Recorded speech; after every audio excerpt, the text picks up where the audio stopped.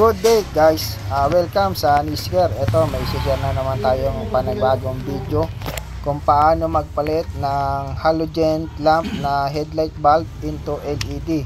So basic lang to, halos kayang i-DIY kapag kayo po ang gumawa. So tatanggalin nyo lang yung connector na tinanggal ko, hilain nyo lang yun, and then hilain nyo yung pinaka rubber boot, and then ma-access nyo na yung pinaka mismong bulb ng headlight natin. Ayan, pupush nyo lang yung pinaka mismong lock. Ayan, tapos iaangat nyo na. So kapag iangat nyo na yung mismong lock ng pinaka headlight bulb, ayan, ay matatanggal nyo na ang inyong headlight bulb. Ayan, then hila lang yun.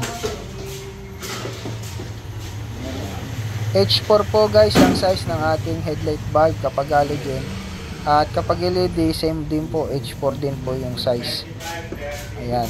So, kakabit na natin dito yung bagong LED headlights na dala ng client. Ayan, ng ating customer. In order niya online. Ayan. So, ang unahin po natin dyan guys is yung frame ng mismong LED. Ayan. Ang pagkakasalpak po niyan, yung may dulo dito sa likod, harap naman yung pinaka-flat.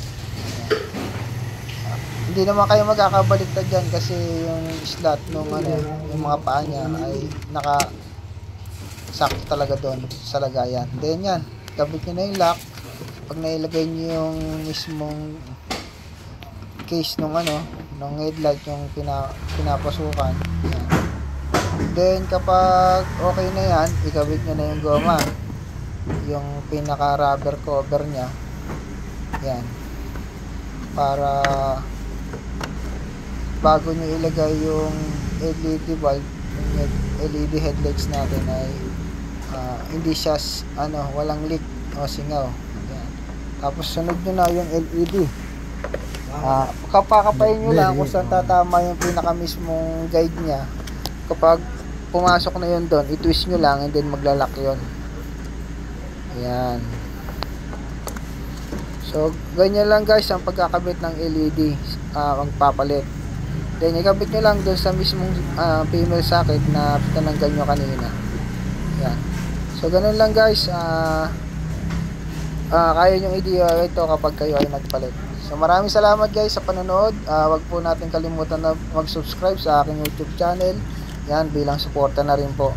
So maraming salamat po sa tumatangkilik at nagtitiwala sa Nisker.